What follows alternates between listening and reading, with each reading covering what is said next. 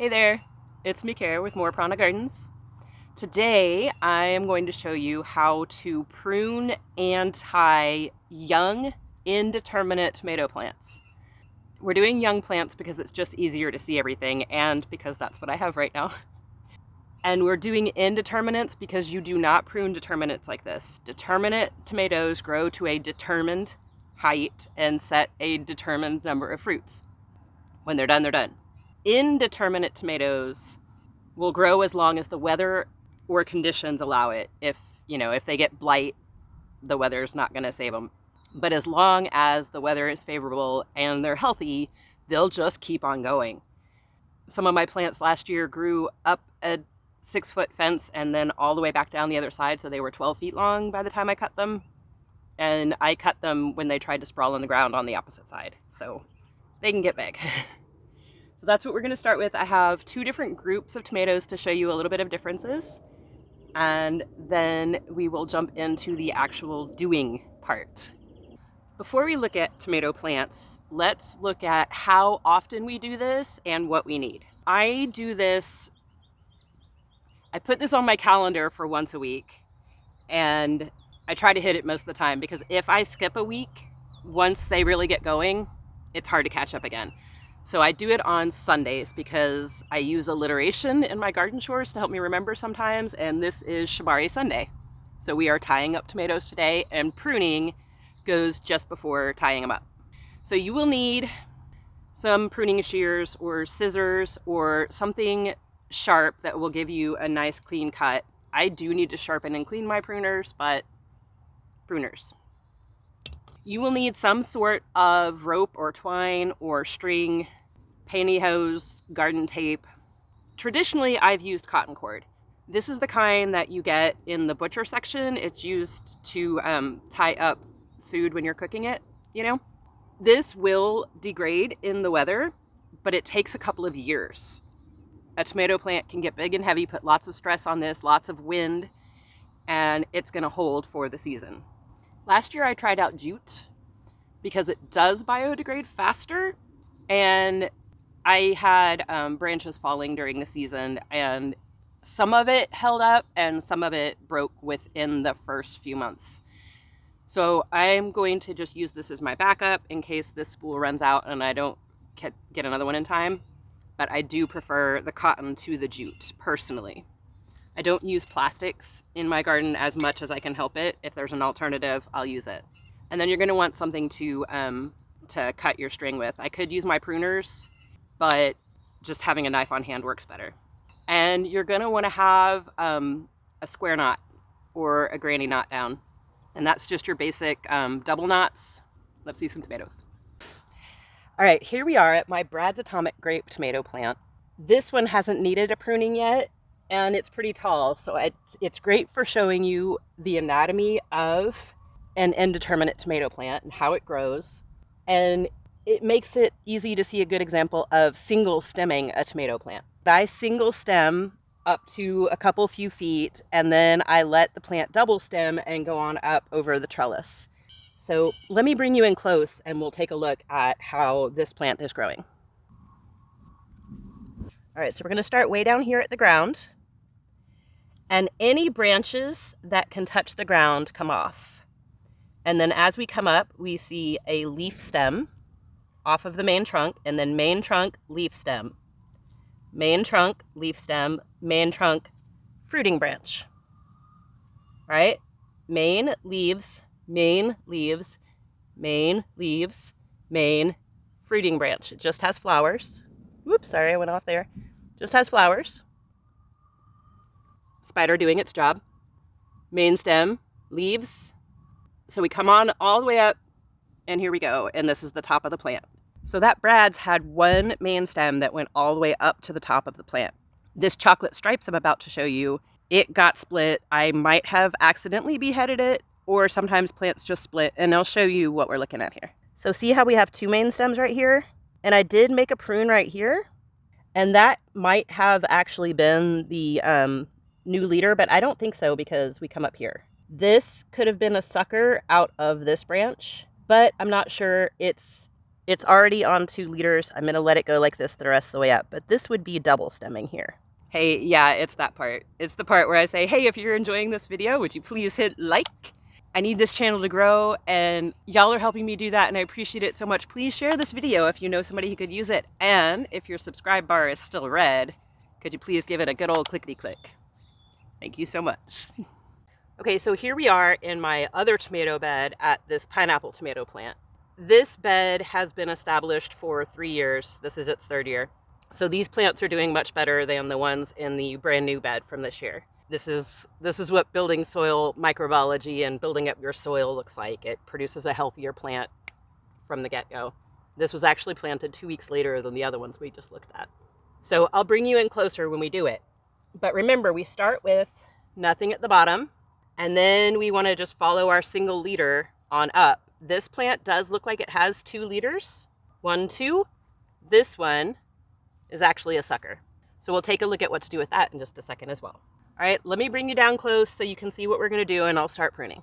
Okay, so remember, we're gonna start with anything that can touch the ground. These are gonna be more likely to pick up disease. A lot of stuff you're gonna pick up from the soil. So all of these low ones are gonna come off. They are healthy, so I'm just gonna throw them down on the ground. If they were diseased, they would have to go into the trash, not even in the compost with diseased plants. That's my stuff that can touch the ground, cut off nice and clean. Now, if you'll come around here, you see right here we have the main stem, and then here's a fruiting branch, and here's another little wayward fellow. This is the sucker. Main stem, fruiting branch, armpit, sucker. Okay, so I'm gonna cut this out. And it comes down. This little stump will fall off in time. Then we have main stem, fruiting branch. Uh-oh. Great big sucker. So this one's gonna come out. Boop. And check this trick. Okay, so what makes a sucker different from a regular tomato branch is that this was a branch, remember? And it has leaf branches on it, and it has flowers. So a sucker will produce both, which means that a sucker is a whole separate tomato plant. So I can come in here, go snip, snip, snippity snip, and look, it has its own sucker. Pop that out, and when they're really small, you can use your thumbnail and pop them out. And then I can take my rooting jar, and there's mycorrhizal fungi in here. And then I just refill this water every day or so. And I did not label it, so I'm gonna use this video to remember that this is a pineapple tomato in the jar. And that will get roots, and then I can put the roots into soil and it'll grow a whole new plant for me. So that's what you can do with your large suckers. If you want more plants, if you want fall tomatoes, that's a great way to go. All right, let's get back in here and keep pruning this plant. All right, so here's that one that we just cut off and put in water. And then we have a flowering branch, which seems to have met up with some bugs. Leaves, leaves. We're just gonna follow that main stem. Let me bring you around. Leaf branch, and then see this little thing right here? That's a sucker. It's in the armpit. Pop it out. They come out real easy at that size. And then right here, I gotta set y'all down for this one. Okay. Follow on up. Fruit. See those flowers? And then all the rest of this is main branch stuff. Okay, let's get this baby tied up. So this is a little shorter than I normally tie them up. It's about knee high. I usually wait till they're like halfway thigh high. But I'm here to show you how to do this today, so let's do it. You're gonna carry a pocket knife in the garden, make sure it locks. Nothing like sticking your hand in a pocket and opening a knife on accident. You're gonna take your little string, and you're gonna find a spot in your trellis that is secure. So I use where they come together because I can go at a diagonal in here and catch that whole loop. So I'm gonna do that. Come here, string. All right, and then I'm gonna find a good spot on the trunk, and I'm just gonna tie a square knot right here. And I'm not going to tie it tight. You might see some people that tie it so that like the plant can't really move. When my plant can sway a little bit, it's going to build a stronger trunk. Just like our muscles have to exercise and break down so that they can rebuild, your plant tissues do the same thing. So they want a little wind. You don't want them to be completely static. That's going to help it grow stronger. And the stronger this main stem gets, the more water it can pull up, because this is a straw. So we want this to be strong and healthy. We want it to be able to sway, but we don't want it to get knocked over. So this will do it. And then my little rectangles here are 4 inches by 2 inches. So I know that right now I am 4, 8, 12 inches. I'm a foot up. And then every 8 to 12 inches, I'll tie again, going on up the tomato plant that way. I'm going to do one more. All right, Mr. Stripey. That could touch the ground, so it's coming off. And this is a baby sucker, so it's coming off. And that one's just pretty low. Okay. Here you have a sucker, Mr. Stripey Tomato. Let's get that. And this looks like a giant sucker. Let's take that one out. And may as well root it. Okay. Into the rooting jar.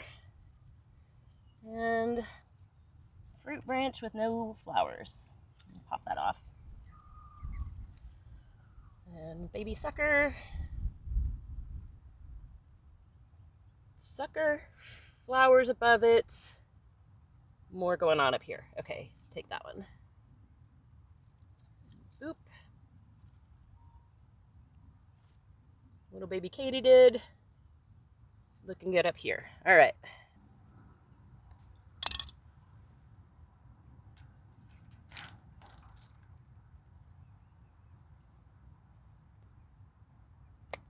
That's all. So that's it. When these get 2.5, 3 feet tall, I will let a sucker go and then treat it as a second main stem until they go up over the fence. If you are able to prune higher than that, go for it if you want to. Yeah, that's about as high as I can reach. But it's very easy. It doesn't take a lot of time. I just did those 2 plants in a couple of minutes. Now, I do have a whole bunch of other plants to get to, so I'm going to run along and do those. I want to thank you for joining me, and good luck with your tomatoes. Later, y'all.